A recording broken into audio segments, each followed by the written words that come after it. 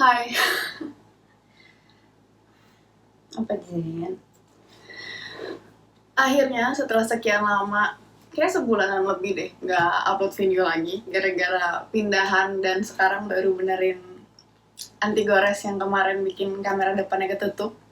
Akhirnya kita bikin video lagi. Aku udah selesai pindahan rumah akhirnya. Nanti aku akan kasih video tips-tips pindahan rumah kalau kalian punya tanaman yang banyak, gimana cara mempermudah adaptasinya mereka, karena kan kondisinya pasti beda kan di rumah baru sama di rumah lama gitu. Dan di pengalaman aku ada beberapa korban karena pindah rumah, jadi hopefully kalian bisa belajar dari kesalahanku dan kalian bisa belajar dari apa yang udah aku lakukan dengan benar juga. Jadi mungkin next week atau 2 minggu lagi aku akan post videonya ya. Nah, untuk hari ini aku akan bahas gimana cara propagasi. Sorry ya, belum dapat tempat yang proper untuk bikin video, jadi digangguin sama makhluk ini dulu nih. Oke, jadi hari ini aku akan bahas cara propagasi philodendron, karena biasanya aku dapat pertanyaan ini banyaknya dari orang-orang yang datang ke galeri sih, atau orang-orang yang beli tanaman di galeri gitu. Jadi supaya lebih jelas, aku bikin videonya aja biar aku bisa ngomong lebih banyak juga. Semoga kelihatan agak gelap ya kayaknya. Wait. Nah, ya udah. Yang perlu kalian lihat ininya aja sih, mejanya. Aku udah siapin beberapa. Ini ada korban yang akan kita cacah hari ini. Jadi ini adalah neon pothos. Udah panjang banget. Kalau kalian ingat dulu tuh aku beli di IKEA 15.000, like cuman paling 10 daun kali ya. Sekarang udah sampai begini. Jadi kita cacah aja biar bisa jadi makin Jen, stay Jen. Kita cacah aja biar bisa jadi lebih banyak tanaman dan lebih rimbun jadinya gitu. First thing first, yang perlu disiapin adalah yang pasti tanamannya, apa yang mau dicacah, terus gunting, terus media untuk kalian propagasinya. Nah, mungkin aku akan jelasin lebih banyak di bagian situ nanti, karena aku ada beberapa media yang bisa kalian coba, tapi yang mana yang paling oke, kalian harus coba sendiri sih sejujurnya, karena beda tempat, beda cara perawatan, itu biasanya beda keberhasilannya juga. Jadi mungkin kalau di aku, yang A nih, yang paling efektif dan efisien, tapi ternyata di kalian justru si A ini nggak akan works gitu. Mungkin bisa pakai cara yang lain gitu. Jadi ya. Terus opsional, ini ada obat buat rimbun akar, namanya Rootroids. Ini aku taruh di sini karena aku belinya, aku tuh sharing sama temanku, bagi 2 karena banyak banget. Akhirnya kita sharing, terus aku di tempat ini. Ya, udah itu aja. Biasanya aku sebelum aku cacah tanamannya, itu aku siram dulu tanamannya. Jadi biar dia punya energi dulu, jangan pas tanaman masih loyo-loyo terus kalian langsung potong, karena kalau kayak gitu kan dia belum punya banyak energi kan gitu. Jadi biasa aku misalnya nih, hari ini aku mau cacah, kemarin aku siram dulu, biarkan dia berfotosintesis segala macam, besok paginya baru aku cacah. Nah, biasanya waktu terbaik untuk cacah itu pagi atau siang, karena masih ada matahari kan, jadi dia bisa ya langsung berusaha berfotosintesis untuk memperbanyak energi buat menumbuhkan akar juga gitu loh.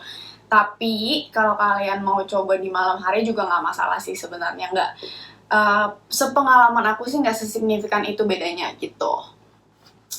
Terus, nah ini aku udah siram kemarin. Nah, pertama ada satu aja. Ini adalah nodes. Jadi nodes itu tempat tumbuhnya si daun nih. Jadi ini nodes, terus ini nodes, terus ini nodes. Ruas ya namanya ya. Ya udah kita biarin aja dia ya. Jen, bajunya habis ini mau disimpan lagi. Nah terus ini adalah akar angin namanya. Jadi di Jen, nanti terbalik semua ini. Ini ada capek. Ini adalah akar angin namanya. Ada beberapa ruas yang ada akar anginnya, ada beberapa ruas yang nggak ada akar anginnya juga. Ini tuh, even si yang paling ujungnya aja itu udah ada akar anginnya gitu. Ini karena di tempatku itu agak lembab, bisa dibilang lembab banget sih gitu. Jadi akar anginnya tuh tumbuh dengan sangat baik.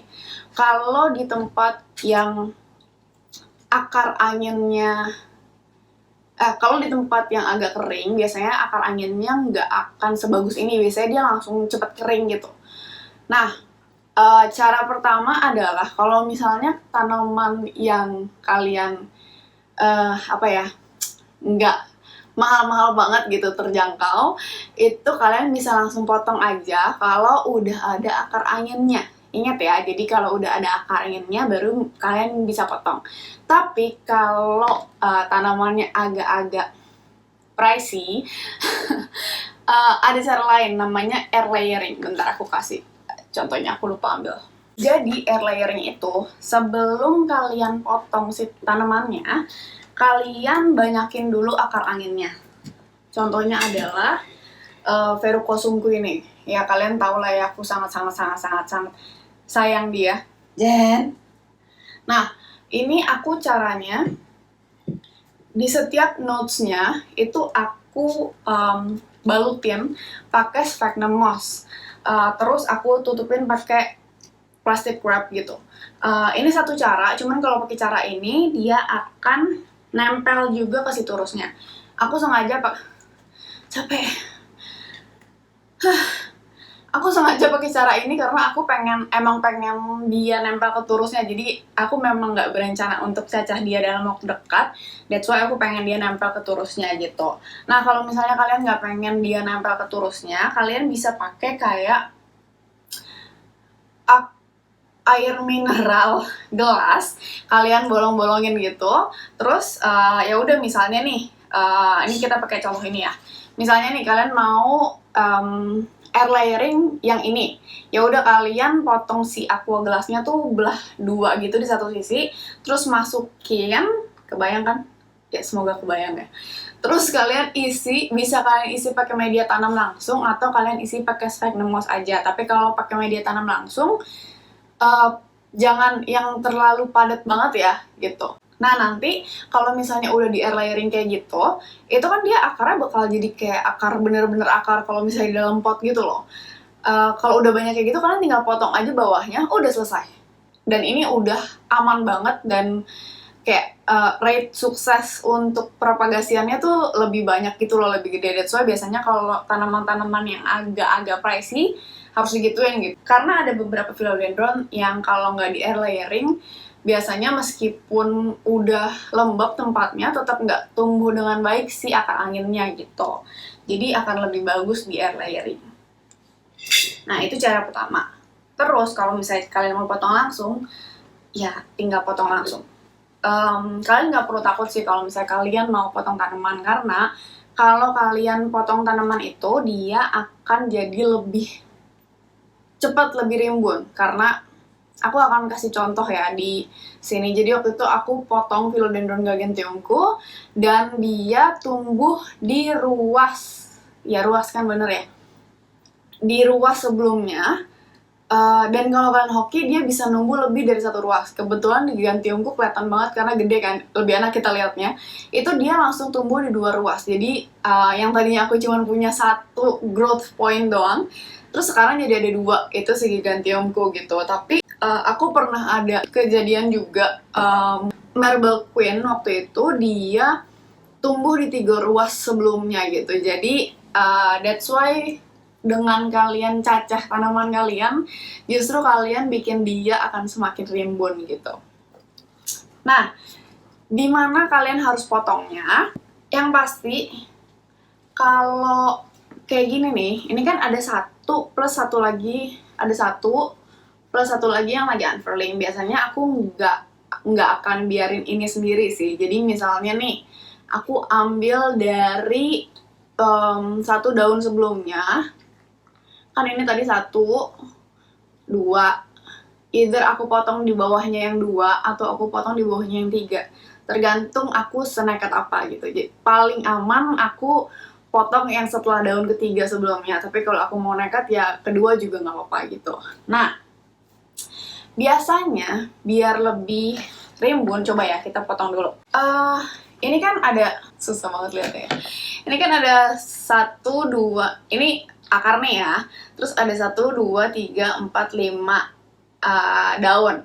Biasanya aku potong di setelah daun ke-5 atau ke-6. Sebenarnya feeling aja sih. Yang pasti kalian jangan potong terlalu bawah, apalagi jangan sampai si daunnya hilang biasanya kalau kalian mau aman gitu.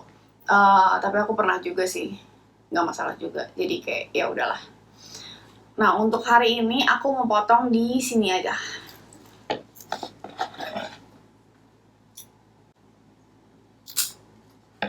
Gitu.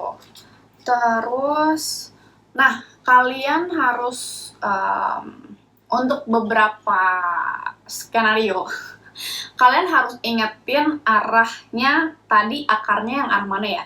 Tadi kan aku potongnya yang di sini, berarti kan akarnya di sini tadinya kan. Berarti ini yang bagian atas gitu.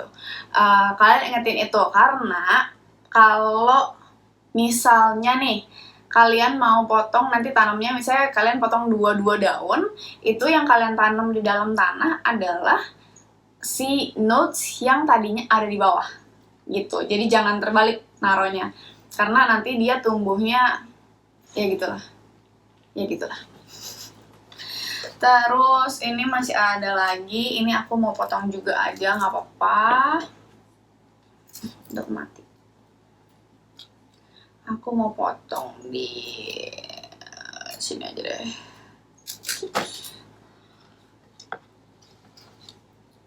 Nah, ada beberapa orang yang biasanya abis dipotong gini, mereka langsung olesin pakai fungisida atau ada obatnya sendiri gitu. Kalau fungisida biasanya kalian cuma campur aja fungisida apapun, terus kalian tambahin air sedikit, jadi kayak bentuknya agak kental gitu.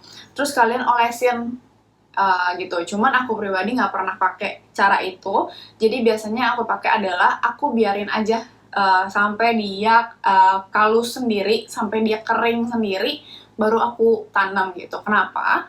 Karena kalau misalnya kayak gini terus langsung ditanam, itu kan dia lukanya masih basah gitu ya. Lebih rentan untuk kena penyakit misalnya jamur atau hama gitu, atau ya apa namanya, ya itu aja jadi infeksi gitulah. Jadi lebih aman kalau tunggu kering dulu. Nah, aku biasanya mau memaksimalkan propagasian yang aku punya, jadi aku biasanya potongnya sedaun gitu. Sedaun. Terus ini nggak apa-apa, ntar aku gabungin.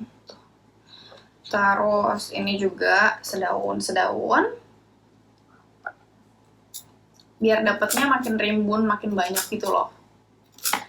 Nah, terus kalau kalian motong itu jangan terlalu deket sama notes-nya, karena meskipun kalian udah biarin dia kering dulu, kadang-kadang tetap ada potensi untuk dia jadi busuk gitu sebagian. Jadi kalau agak panjang itu kan biasanya misalnya nih dia apa namanya busuknya sampai sini doang, itemnya gitu. Nih sampai sini doang. Di sininya kan masih aman, nggak langsung kena ke notes-nya gitu. Jadi biasanya jangan terlalu dekat, tapi nggak perlu terlalu panjang juga. Gitu. Oh, ini panjang banget, lihat akar angin nih. Nah, tuh. Jadi aku potong sedaun gini. Ini aku akan biarkan dulu untuk dia mengering, tapi aku punya contoh lain yang udah aku biarkan mengering. Gitu. Sini dulu. Ini tadi sebelum bikin video aku udah potong ini dulu. Ini adalah Monstera carstenianumku yang tumbuhnya super duper cepat. Jadi aku nggak khawatir buat motong dia gitu. Ini aku udah biarin. Nah, kalian tuh bisa pakai cara yang tadi satu-satu atau langsung begini aja terus tancap gitu.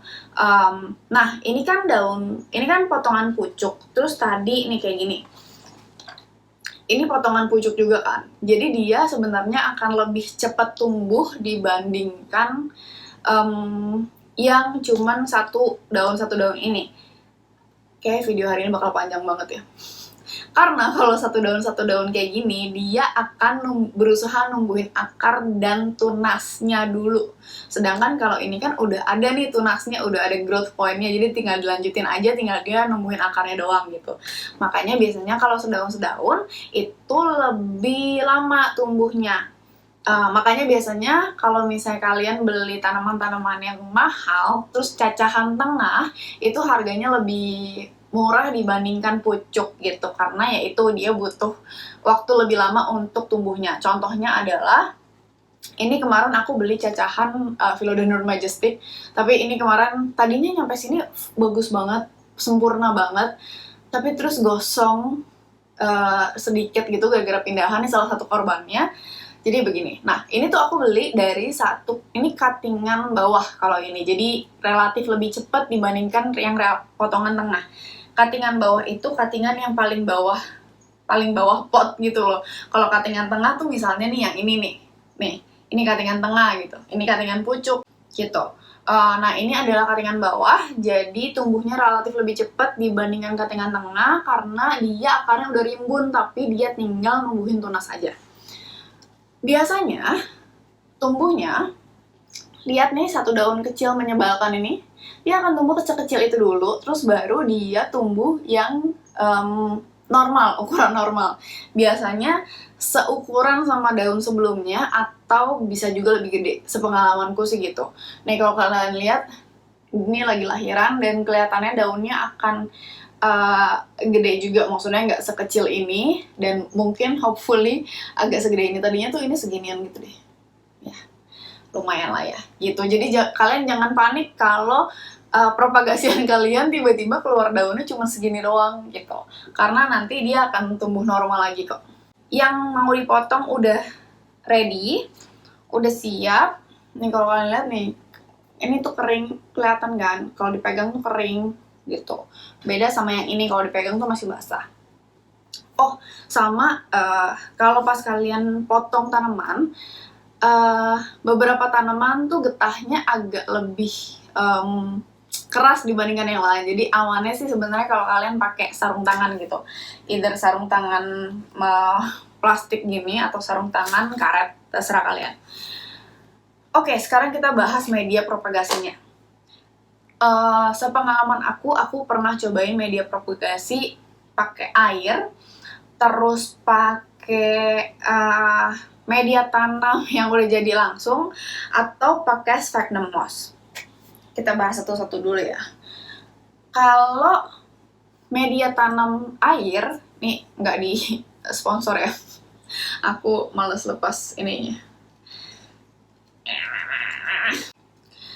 Oke. Kalau di air itu kalian tinggal ya udah, misalnya cuttingan ini udah kalian potong kan, udah tinggal masukin gitu aja, selesai.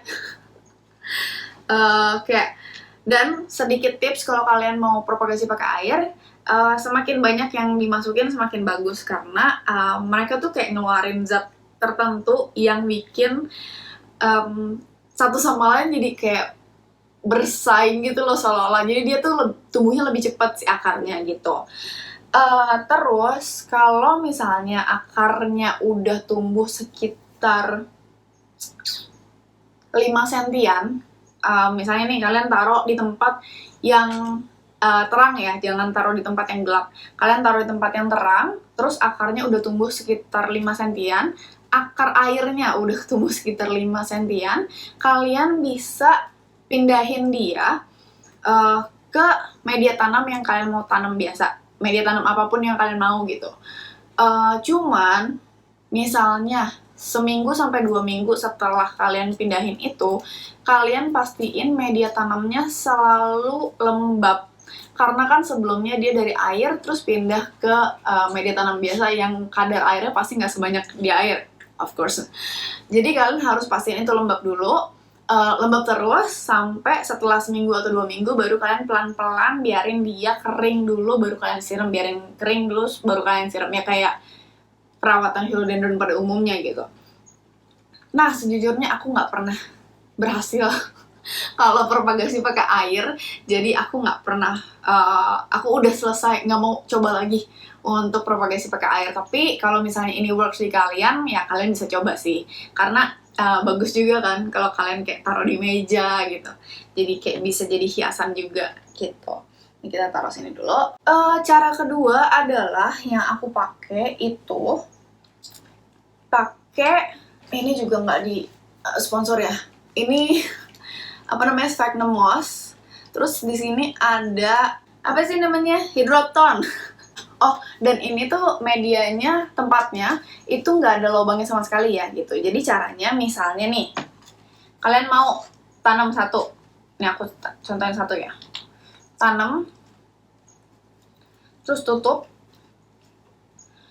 Terus kalian isi air, terus biarin airnya mengenang sedikit di sini. Ini tuh biasanya paling berfungsi, paling efektif kalau di tempat kalian tuh agak kering. Jadi kalau misalnya kalau kalian pakai pure sphagnum moss doang, itu cepet kering banget gitu.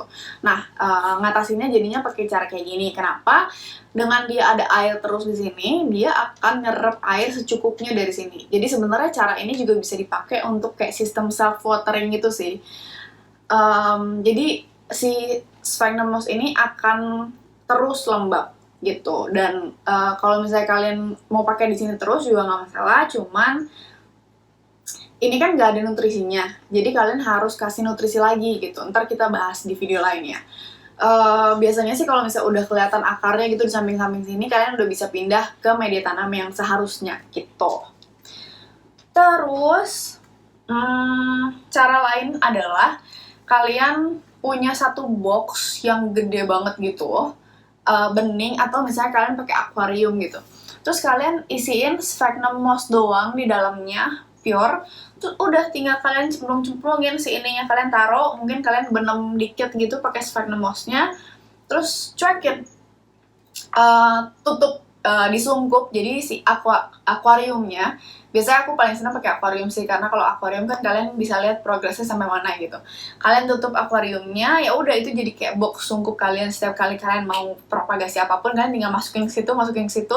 Kalau misalnya akarnya udah banyak, kalian pindahin ke media tanam seharusnya gitu. Terus ini ada anjing yang minta disayang-sayang tuh, lihat. Dia tuh setiap kali 2 menit nggak disayang udah langsung kayak perhatiin aku gitu. Jadi kita cuekin aja ya. Terus cara nggak tahu keberapa kesekian, hopefully terakhir, itu adalah potong terus langsung tancap ke media tanamnya. Oh, aku hampir lupa. Selain pakai sphagnum moss dan hidroton, ada juga yang pakai hidroton sama perlite, sama perlite atau akadama kayak gitu-gitu. Konsepnya sama juga, biar dia tetap lembab, tapi lembabnya secukupnya aja, dan dia bisa narik air dari bawah secukupnya dia aja gitu. Aku perlite sih nggak pernah berhasil, jadi aku paling pernah berhasilnya pakai sphagnum moss gitu. Capek. Nextnya, misalnya nih, aku paling selalu sukses itu pakai media tanamnya Athalia Greenland. Aku udah pernah bikin videonya sih. Biasanya kalau pakai media tanamnya Athalia Greenland, aku tuh cuman ya udah, misalnya ini potnya, ini tanamannya, udah aku tinggal potong, tancap gitu, udah tinggal tanam. tutup. Terus ini yang pucuk tadi sama ditanam juga. Lu mau makan verukosum tadi ya? No, jangan. Udah selesai. Nah, biasanya kalau pakai metan age karena dia super lembab, aku biasanya siramnya pokoknya kalau dia udah kering aja, udah agak kering aja baru aku siram lagi, dan biasanya cukup lama dia lembabnya. Kayak bisa seminggu atau 2 minggu gitu baru butuh disiram lagi. Dan enaknya adalah kalau misalnya nih aku udah selesai nih propagasinya, misalnya yang pakai metan age tuh yang aku bawa ke sini, cepet banget dia akarnya tumbuhnya. Kalau misalnya akarnya udah kelihatan nih di sekitarnya sini, aku tinggal balik doang, terus dia tuh metannya akan amburadul sendiri. Jadi aku nggak perlu susah-susah misah-misahin metan gitu, karena biasanya kayak gitu kan yang ngerusak akar gitu. Atau selain pakai metan khusus propagasi, aku biasanya ya udah langsung tancepin aja ke potnya gitu. Ini tanamannya, terus udah deh ditancepin, masukin ya, masukin agak dalam lah, agak susah, ntar aku masukin ke dalam. Terus udah selesai, ntar dia akan berakar sendiri dan langsung rimbun lagi kan gitu. Cuman memang beberapa tanaman biasanya nggak se-efektif itu kalau misalnya dipakai cara ini gitu, langsung tancepin. Cuman mostly aku biasanya begitu sih, kayak Monstera adansoniae, janda bolong, terus Syngonium, biasanya aku langsung potong tancap gitu sih, nggak masalah. Apalagi ya? Terus kalau misalnya udah, tadi satu. Ini beberapa contohnya nih dari hasil propagasian aku. Tuh. Rimbun banget. Terus ya ini korban-korban matahari gosong kemarin, ini juga hasil propagasian. Nah, kalau ini itu aku pakai metannya Asoka, metan mantui fufunya Asoka. Aku potong tancap langsung ke situ. Terus ini tuh waktu itu kena hujan langsung kayak ya udah, dia nggak masalah juga gitu loh. Jadi ya kalau kalian nggak mau ribet mungkin pakai cara itu juga bisa, tapi balik lagi kalian tergantung situasi di rumah kalian gitu. Nah, setelah selesai nih kita ituinnya, ini belum ditanam by the way, ntar deh. Setelah selesai semuanya dimasukin, biasanya aku kasih si ini yang obat perimbun akar. Ini tadi namanya apa? Rootroids. Kasihnya segimana? Untuk 1 liter air ini biasanya cukup segini aku kasih. Kelihatan nggak? Biasanya aku cukup kasih segitu. Aku nggak lagi pengen nambahin akar by the way, tapi ya udah deh buat kalian. Nih, segitu kan, terus dicampur. Nanti dia airnya akan jadi butek gitu. Sendoknya hilang. Padahal harusnya aku bisa bikin jadi beberapa video gitu ya. Ya udahlah ya. Ntar aku bikinin videonya sendiri gitu. Terus kalian pastiin udah nggak ada lagi yang menggumpal, karena biasanya dia tetap ada, kayak suka ada beberapa yang masih menggumpal gitu sih. Sampai warnanya butek gitu. Tuh. Sebenarnya bisa lebih butek dari ini juga nggak masalah sih. Cuman karena aku agak pelit ya, agak mahal dan jadi biasanya aku pakai sedikit-sedikit. Nah, aku pakainya biasanya seminggu sekali gitu.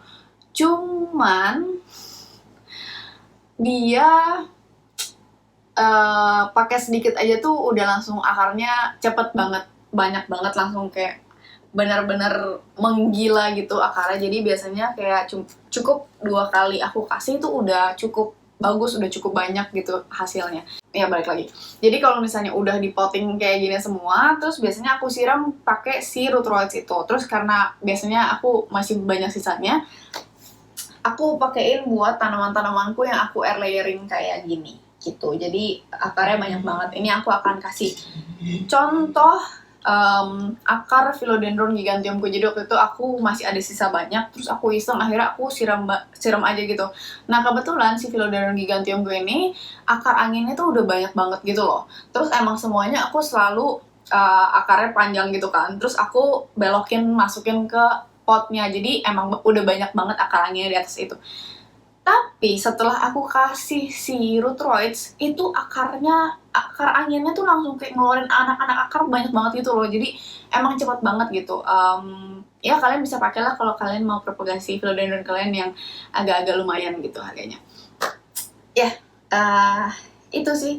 Ya jadi itu dia beberapa cara untuk kalian propagasi philodendron, tips triknya, do and don'ts-nya beberapa, terus kayak ada beberapa produk juga yang tadi bisa kalian pakai gitu. Tapi kalau kalian nggak pakai juga kalian nggak masalah. Tapi dari semua itu balik lagi, aku selalu encourage kalian buat coba dulu di tempat kalian tuh yang efektif, yang paling bagus, yang paling works yang mana. Karena aku aja nih baru pindah rumah, itu cara yang paling works di rumah lama sama di rumah sekarang tuh beda gitu. Dan